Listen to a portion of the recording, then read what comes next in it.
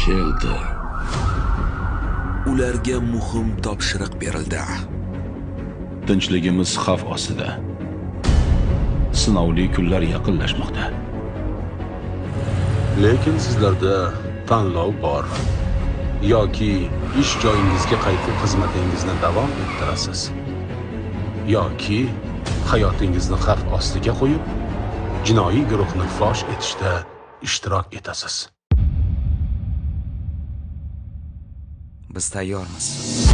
Ular tinchligimizga ko'z tikkan tashqi kuchlarga qarshi chiqishdi.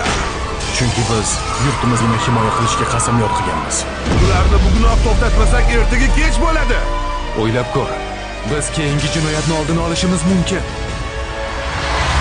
Bu qaror faqat men qabul qilaman. Tezlashamiz, tezroq! Biz boshqaruvni o'z qo'limizga olishimiz kerak.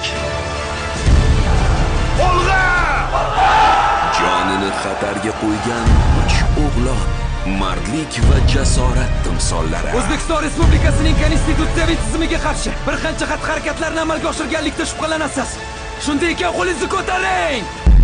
3 qahramon tez kunda yurtimiz kinoteatrlarida.